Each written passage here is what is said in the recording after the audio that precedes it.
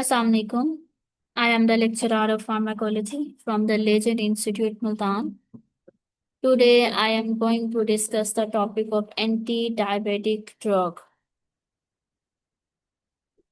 We are going to discuss the diabetes as well. To what is the diabetes and what are the drugs that are used for the treatment of diabetes and what are the pancreatic hormone, which hormone are secreted from the pancreas. First of all, we study the endocrine pancreas. In the endocrine pancreas, the cells of the pancreas, यानी कि isolate of Langerhans, contain four type of endocrine cells: alpha cells, beta cells, and the delta cells and the F cells. Alpha cells secrete the glucagon. Beta cells secrete the insulin and amylin. Delta cells secrete the somatostatin and the F cells secrete the polypeptide. We are going to discuss the diabetes. We are going to discuss the pancreatic hormones, यानी कि endocrine pancreas and the isolate of Langerhans, that is the part of pancreas which contain four type of endocrine cells: alpha cells, beta cells, delta cells, and the F cells. ठीक है, तो different type of cells secreted the different hormone. Alpha cell secrete the glucagon. Glucagon क्या करता है? ये blood sugar को बढ़ाता है.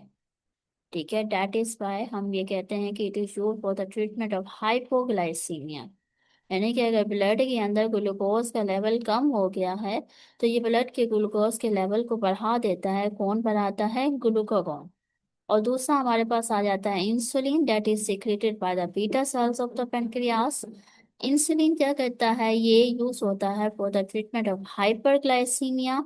यानी कि ये यूज होता है ब्लड ग्लूकोज लेवल को कम करने के लिए. दैट इज वाई हम कहते हैं कि इंसुलिन एंड द आमाइलिन जो है, that are use for the treatment of diabetes mellitus, जिसके अंदर ब्लड शुगर लेवल जो है वो नॉर्मल से ज्यादा हो जाता है. और जो डेल्टा सेल्स हैं वो सीक्रेट करते हैं स्मेटोस्टेटिन, और जो एफ सेल हैं वो सीक्रेट करते हैं पैनक्रियाटिक पॉलीपेप्टाइड्स.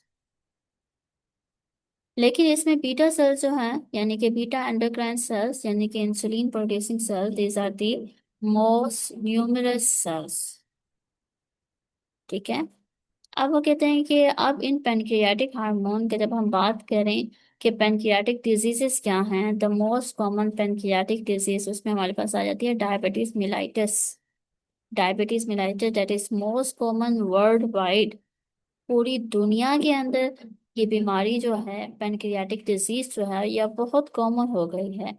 ये क्या है? Diabetes mellitus. It is a deficiency of insulin producing और अफेक्ट, यानी कि इंसुलिन की प्रोडक्शन या कम हो जाती है या इंसुलिन का अफेक्ट कम हो जाता है, जिसकी वजह से ब्लड शुगर जो है वो बढ़ जाता है. यानी कि diabetes mellitus is the hyperglycaemia, जिसके में ब्लड का शुगर लेवल जो है, ग्लूकोज लेवल जो है वो इंक्रीज हो जाता है. अब डायबिटीज मिलाइटिस के ट्रीटमेंट के लिए डिफरेंट फार्मूलेशंस हैं, इंसुलिन की भी हैं, oral non insulin anti diabetic drugs भी हैं.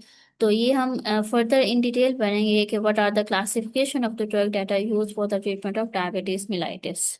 फिर इसी तरह मैंने आपको ग्लूकागॉन बताया, ये भी एक पैनक्रियाटिक हार्मोन है जो कि हाइपोग्लाइसीमिया में इस्तेमाल होता है और ब्लड के शुगर लेवल को बढ़ा देता है. लेकिन ये हार्मोन आपके लीवर को भी अफेक्ट करता है, आपके कार्डियोवास्कुलर सिस्टम को भी अफेक्ट करता है और जीआईटी सिस्टम को भी अफेक्ट करता है. It is use for the treatment of spare hypoglycaemia. जो मैंने पहले भी बताया कि ग्लूकागॉन जो है वो हाइपोग्लाइसीमिया, यानी कि अगर ब्लड के अंदर ग्लूकोज के लेवल कम है तो उसको बढ़ाने में इस्तेमाल होता है. Now we are going to study the drug that are used for the treatment of diabetes mellitus. तो classification of drug for the treatment of diabetes mellitus में हमारे पास पहले आ जाती है इंसुलिन और दूसरा हमारे पास आती है non insulin anti diabetic drug. पहला हमारे पास कौन सा है?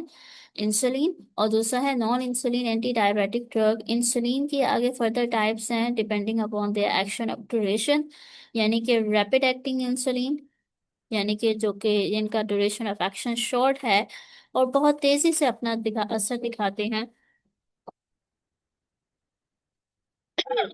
उसमें हमारे पास आ जाते हैं rapid acting insulin. Rapid acting insulin में हमारे पास लिस्प्रो आ जाती है. एस्पार्ट आ जाती है और रेगुलर इंसुलिन आ जाती है। और फिर दूसरी हमारे पास आ जाती है इंटरमीडिएट एक्टिंग इंसुलिन। उसमें आ जाती है हमारे पास neutral protamine Hagedorn. And further next हमारे पास आती है लॉन्ग एक्टिंग इंसुलिन, यानी कि जिनका एक्शन ऑफ ड्यूरेशन जो है वो स्लो आता है, यानी कि लंबा आता है लेकिन आराम से आता है, वो हमारे पास गिलार्गीन आ जाती है। तो ये हमारे पास इंसुलिन की प्रिपरेशंस हैं, यानी कि rapid acting insulin, intermediate acting insulin and the slow and long acting insulin. फिर हमारे पास दूसरी क्लासिफिकेशन में आता है non insulin anti diabetic drug. Non insulin anti diabetic drug के हमारे पास एक लंबी क्लासिफिकेशन है। उसमें इंसुलिन सिक्रीटागोग है।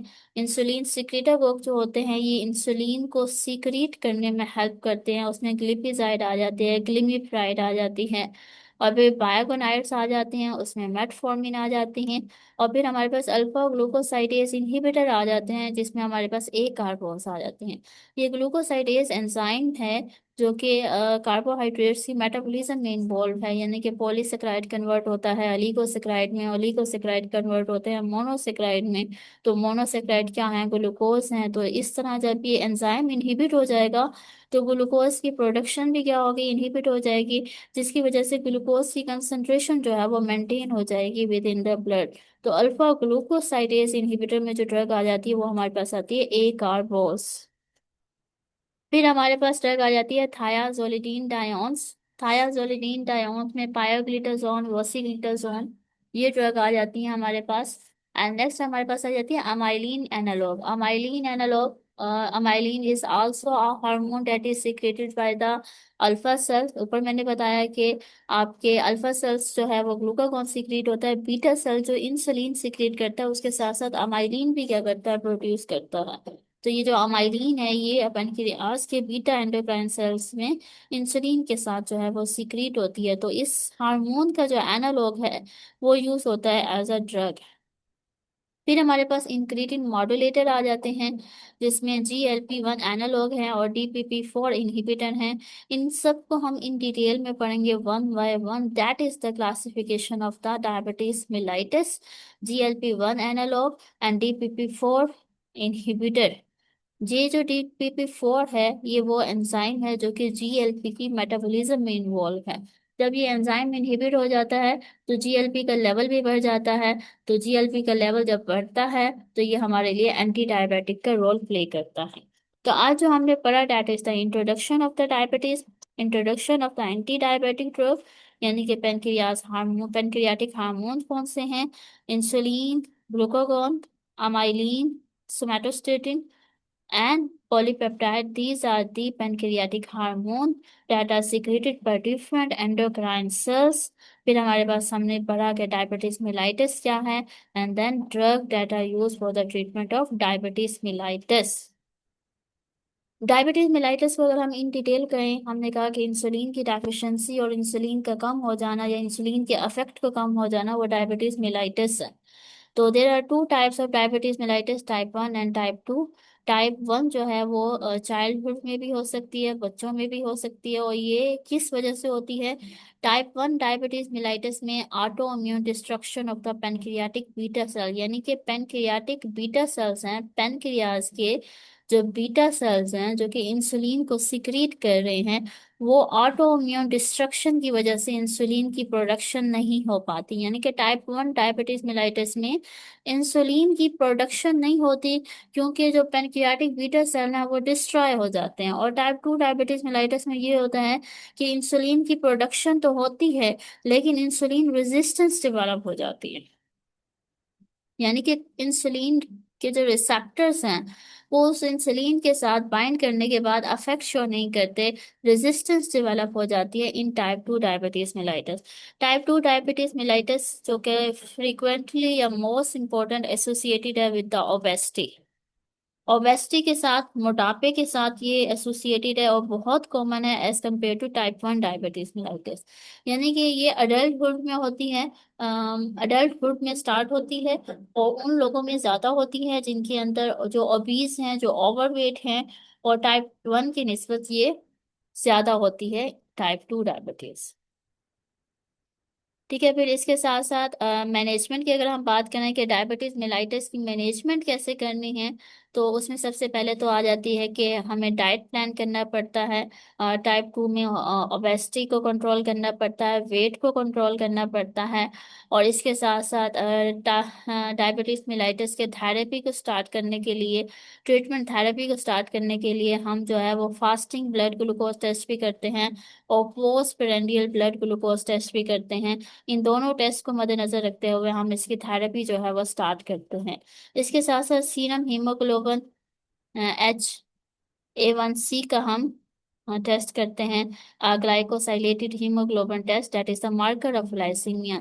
अच्छा, ये जो फास्टिंग ब्लड ग्लूकोज टेस्ट है या postprandial blood glucose test है, ये हम डेली रूटीन बेस पे चेक करते हैं। लेकिन ये जो हीमोग्लोबिन A1C टेस्ट जो है, ये हमें 2 to 3 मंथ्स के लिए मार्कर देता है ग्लाइसीमिया का, कि आयदर ब्लड के अंदर ग्लूकोज के लेवल बैलेंस है या नहीं है। टाइप 1 डायबिटीज मेलाइटिस को हम इंसुलिन के साथ भी ट्रीट कर सकते हैं, लेकिन टाइप 2 डायबिटीज मेलाइटिस के लिए हम non insulin anti diabetic drug को कॉमनली इस्तेमाल करते हैं। ठीक है। लेकिन अगर पेशेंट टाइप 2 डायबिटीज के लास्ट स्टेज में है, देन जो है हम उसको non insulin anti diabetic drug के साथ इंसुलिन भी देते हैं। ठीक है, आज हमने पढ़ा डायबिटीज मेलाइटिस क्या है, इसकी टाइप्स क्या हैं, और कौन से पैनक्रियाटिक हार्मोन्स हैं, और इसके साथ साथ drug use for the treatment of diabetes mellitus. इंशाल्लाह इन ड्रग्स को हम वन बाय वन जो है इन डिटेल के साथ पढ़ेंगे।